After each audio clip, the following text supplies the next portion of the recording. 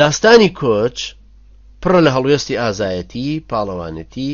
کە هەموو بەڵگەی قایمی دینداری و سەرڕاستی مسلمانانە. کتێبەکانی سیرە مێژووی ژیانی پێغەمبەری نازدار عەلەیهی سەڵات وسەلام پڕە لە باسی ئەو هەڵوێستانە. ئەمانە هەموو ئەوە لە ناخمانە ئەڕوێنن کە مسلمانان چەند شانازی بە دینەکەی خۆیانەوە ئەکەن و چەند دڵخۆش بوون بەو دینە،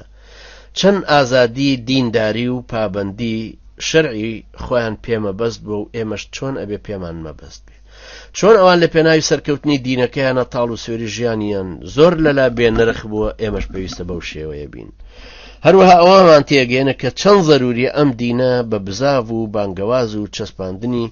بڵاوی بکەینەوە، هەم لەلایەک و بزاوێک دروستکەین، هەم لەلایەکی ترەوە بانگەوازەکەمان بخەینە سەر شانی خۆمان و چەسپاندنی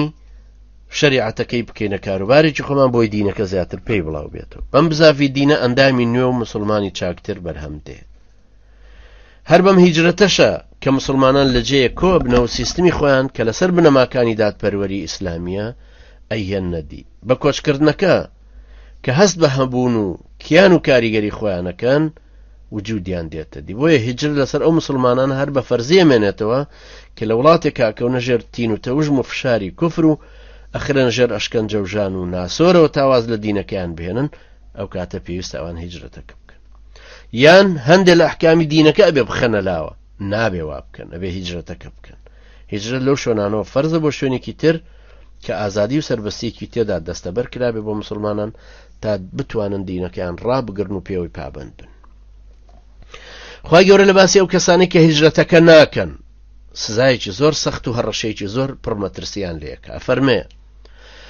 إن الذين توفاهم الملائكة ظالمي أنفسهم قالوا فيما كنتم قالوا كنا مستضعفين في الأرض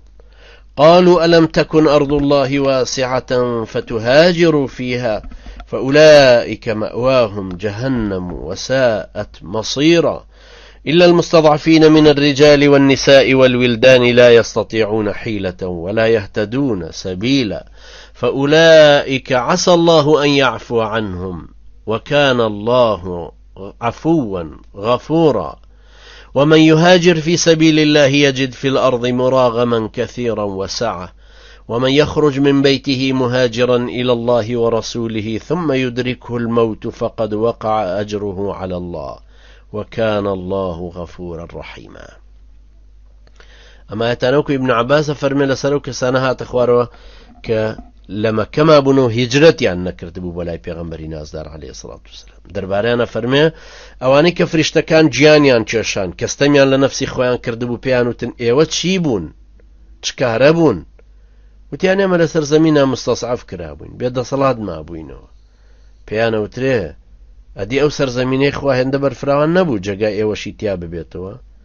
ادي بوچي كوشتان نكرد بوچي نچونه ناو چي تر ئەوانە هەر دۆزەخ جێپەنایەنە و چارە نووسیان زۆر سەخت مەگەر ئەو پیاوژن و مناڵە مستەزعفانەی پێی بەڕێ نابن و توانای جەستەی کۆچکردنەکەیان نەبێ. ئەمانە بە تەکید خوای گەورە هەنجەتیان لێوەرەگرێت و ئەیان بورێ، چکە خوای گەورە لێبوردە و بەخشەرە. هەر کەس لەبەر خاتری خوا کۆچ بکات دەسەڵاتی بەهێز و ڕۆزی بەرفراوانی لەسەر زەمینی خوادا دەسەکەوێ.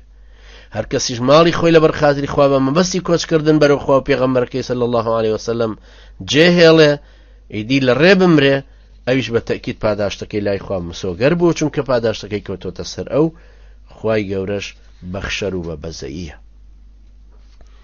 ئەمەش باسی هیجرەتە